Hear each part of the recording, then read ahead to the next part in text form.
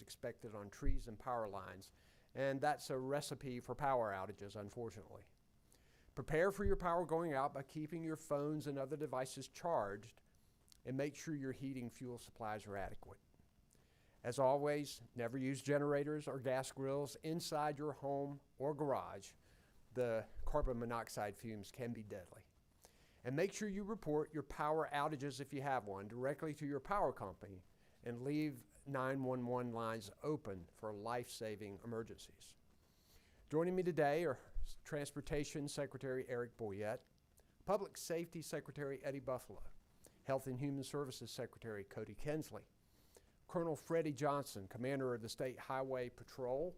We have Todd Hunt, the Adjutant General of the National Guard, and Emergency Management Director Will Ray. Monica McGee is our sign language interpreter, and behind the scenes, Jackie Mativier and Margaret Wolf Roberts are our Spanish language interpreters. First, we'll hear from Emergency Management Director Will Ray. Will?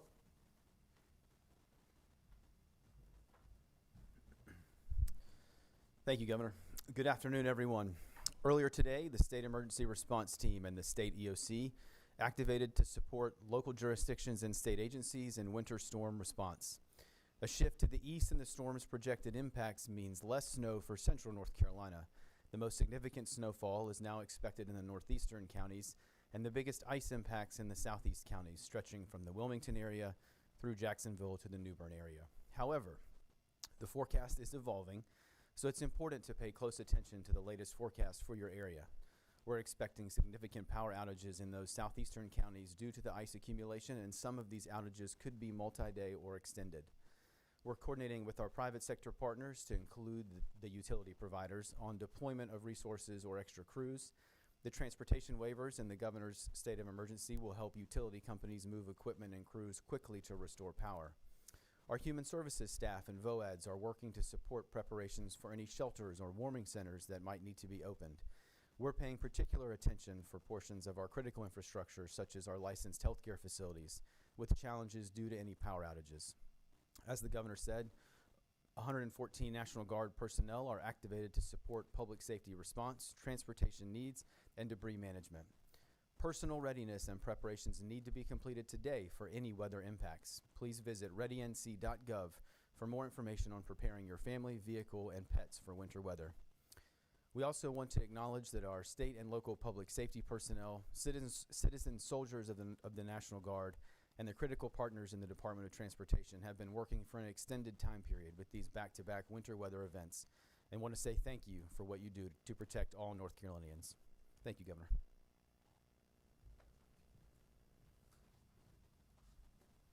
Next, we'll hear from Department of Transportation Secretary Eric Boyette.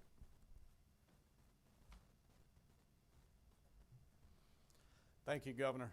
NCDOT crews have rested up from last weekend's storm and are already pre-treating roads in advance of the winter weather headed our way. We're getting ready for this next round. We need you to do the same thing. Get prepared now for what's coming. Once this storm hits, road conditions will quickly deteriorate and you need to stay off the roads. We are anti-icing and participating in very hazardous conditions, particularly in the Triangle area and everywhere east of I-95 down to the coast. Once the storm hits, please stay put. Any ice that thaws will refreeze overnight because temperatures are going to be downright frigid. That means that any travel in the mornings will be particularly dangerous due to black ice. We have more than 700 employees and contract crews, as well as about 300 trucks and graders working, and we are ready to go. So far, we've applied nearly 1 million gallons of brine, and we have restocked supplies of salt, sand, and our maintenance yards so we can treat roads after this winter weather hits. We've also been testing our chainsaws and other heavy equipment to make sure it's ready to go when we are needed. With rain coming in ahead of the winter weather, we are concerned that in some areas the brine or salt might wash off the roads. Again, when the weather hits, it's best to stay home. That will make it easier for our crews and emergency responders to do their jobs. Our crews are ready for what could be a very long weekend. We will do our best to get roads clear of ice, snow, and any debris as quickly as we can. Understand, like all industries, NCDOT has been impacted by COVID and staffing shortages. We may not be able to respond in your area as quickly as we have in the past, but rest assured, we will respond and work hard to get our roads clear as soon as possible. Be patient and be prepared to hunker down when winter weather hits. There's no need to take any unnecessary risk. We just ask that you be safe and stay home if you can.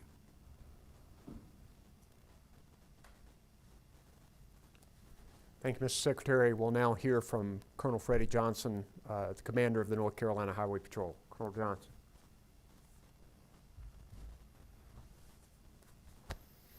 Thank you, Governor Cooper. The State Highway Patrol is again preparing with our partners at NCDOT and first responders across the potentially affected areas to assist motorists as the storms arrive. As we witnessed this week, the work of the patrol will be essential in the part of helping motorists navigate the challenges a winter storm can bring. During the previous storm, thousands of calls for assistance were received by our communication centers, and we are ready to again help those in need. Our messages remain the same. Only those who must drive should be on the roadways in the affected areas as the storm arrives. For those who must drive, we have seen time and time again that the key to arriving safely to your destination will rely heavily on a commitment to drastically reducing your speed. So plan ahead, give yourself plenty of time by leaving early, and track roadway conditions by visiting drivenc.gov. Slow down and move over for those who will be working alongside our roadways, and remove your vehicle from the roadway if you become involved in a minor collision. During the last storm, our communication centers were flooded by callers looking for roadway conditions. Please avoid calling 911 or Star HP unless it's an emergency. Thank you, Governor.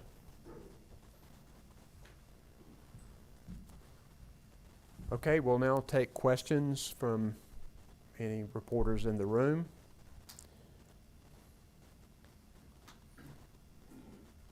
Laura? Laura Leslie with WRAL. So I guess my question is really for Secretary Boyette. It has to do with the brining, because we had initially been told that we weren't going to be brining because of the rain that was moving through, and now we've seen that we are spraying brine on the roads. So can you explain what changed and why? Sure, thank you, Laura. That's a great question. So when we look at a brining operation and the approach of the storm, we try to make sure that we're prepared. We're looking at the weather forecast, and some of our areas it will be very beneficial. And as you know, it is a very inexpensive way for us to prepare, and we continue to do that because it is a great way for us to prepare, and we will continue to do that each and every opportunity we have. This, as you heard from our colleagues up here, the storm is changing, and we just want to be prepared. And if we can do that to prepare to save the roadways and make them improve, that's what we're going to do. Michael? Mine are all probably for Secretary Boyette, too. Okay. You had mentioned about the impacts you all are having with the COVID-19 pandemic, like a lot of other people are right now. What steps are you all taking to try to mitigate the impacts of that? Sure, that's a great question. So what we've done is, we've looked, obviously we have a great relationship with our contract partners. So we've reached out to them and made sure that they're prepared, probably more than we normally would, and made sure our staff is prepared. And when we can be safe, following our CDC guidelines, we're doing that. And we're just continuing to, we trust our team. Our team does a great job in all of our divisions, and they will make it work. You had mentioned about, I think, 700 people are already in position, getting ready and starting to respond. Is that any less than we would typically see for a storm like this as it's coming in?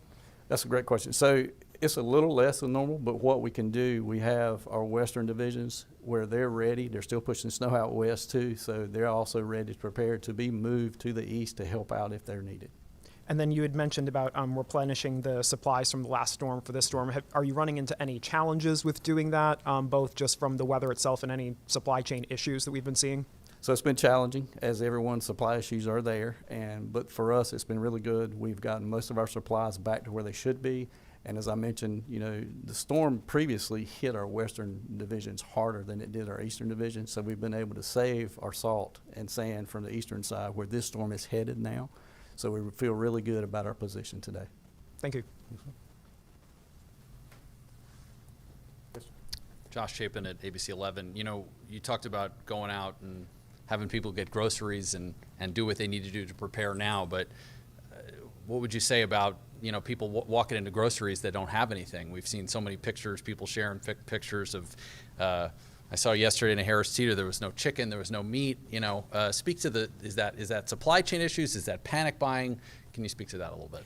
Probably a combination of both. We've seen a significant impact of the pandemic on the supply chain throughout the globe. We've been taking steps here in North Carolina to try to tackle the supply chain issues. We just opened the Carolina Connector. We're doing everything we can to try to mitigate that. I know that can be very frustrating for people. I would say here with this storm coming, and if you are in the forecast area, to buy what you can. I also would encourage people to look after each other, particularly our seniors and our shut-ins who may have particular issues. And we're a little more concerned about this one because it's going to be so cold Friday and Saturday night. And if there are power outages, then we are concerned about maybe some families who can't stay warm, and we need people to check on their friends and neighbors to make sure that they are taken care of, taken to a warming shelter, or taken to a friend's house. Okay. And just a quick question for Secretary of DOT. The areas around here, maybe the ones that were problematic, I know aviation, we saw the truck flip off 15501, or any of those areas getting any special attention this time? So we look at all of our primary routes and interstate routes the same, but we will be focusing, as we always do, on bridges during these events when the temperature drops like that. But yes, sir, and we got great partnerships, as you've heard, with the Highway Patrol and the National Guard. It's been a great team effort on this event. Thanks, guys. Okay, if we have any questions for anyone on the phone? Oh, I'm sorry. Didn't see you, Brian. I'm usually on the other side. Hey, Brian. Forgive me. You are. You really are. You've moved places on me. Brian Anderson, formerly with the AP, now with WREL. I had a question on price gouging protections. How can someone delineate between being price gouged versus being the result of inflation? Yeah. Well, first, you have to be charging a price that is abnormally high under the circumstances. There's a specific legal definition in the statute, and I think North Carolina has a pretty good one. The bottom line here is we don't want people trying to take advantage of an emergency situation and gouge people. The good thing about our price gouging law is that it acts as a real deterrent. First off, most of our businesses and merchants out there are out there trying to help people. They're giving away water. They're trying to help their neighbors. It's only a very few who are the bad actors here. And I think our price gouging law has done a good job over the years to deter people from and businesses from doing that. Compared to last week, are you more concerned, less concerned, equally concerned going into this week? We're concerned about this week, as we were last week, and particularly the slick roads and people getting into accidents. We're also concerned about the power outages, and what may be a little different from hearing from our forecasters about this weekend, as I mentioned earlier, is that it's going to get down into the teens, I think, on Saturday night. So it's going to get very cold, and if you have people who have lost power, this could be a dangerous situation for them. So it's really important that our counties are getting ready with some potential warming shelters if needed. And as North Carolinians do, as they always do, let's look out for each other. Two final ones on weathering a different storm with the pandemic. With regard, I know your focus is on promoting vaccines and boosters right now as the top priorities. Are reimposing any mandates to curb the spread of the virus something you're seriously considering? We're in a different place today than we were at the beginning of the pandemic. We have different tools, free, effective vaccines. And the department and our state officials are focusing our efforts on getting shots in arms, but we're also focusing on trying to help people and businesses with testing. That's where the focus needs to remain right now. And you've consistently said from the start of the pandemic, data is driving the decision-making process. right now, are economic factors, are other factors now the greater priority for you? Public health and safety of North Carolinians has been and always will be the #1 priority. That's why we're working so hard on vaccines. It's why we're working hard particularly on boosters, because of the extra protection that they provide to people. And the last one, you've just called for people, we have to learn how to live with this virus. What does living with this virus look like? Well, we know that a goal is to get what experts call to the endemic phase of the endemic phase of the virus. And like the flu and other illnesses, it likely will be around a while. What we want to do, however, is to get our population vaccinated and boosted so it will not have as big an effect. We want to be able to live our lives normally.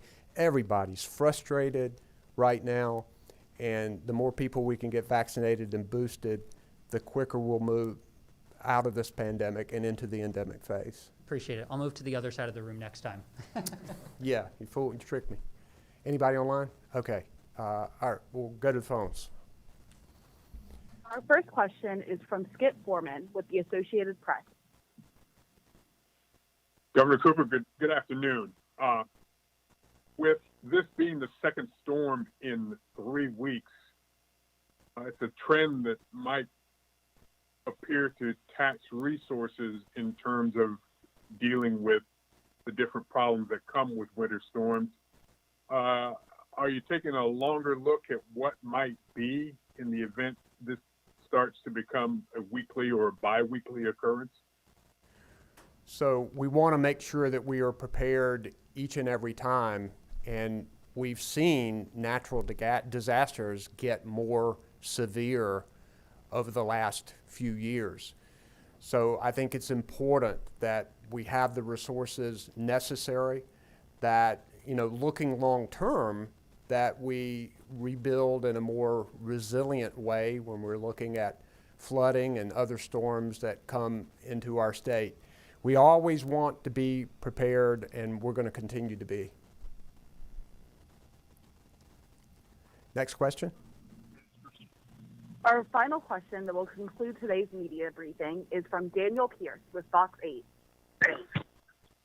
Hey, Governor Cooper, I want to ask you, in relation to this nursing home in Thomasville, to where 2 residents were found deceased by authorities, 2 more taken to the hospital during the last storm after inadequate staffing was found there, I want to ask, have you made contact with any of the residents, staff, or administrators here, and what do you think should be done to hold those responsible accountable?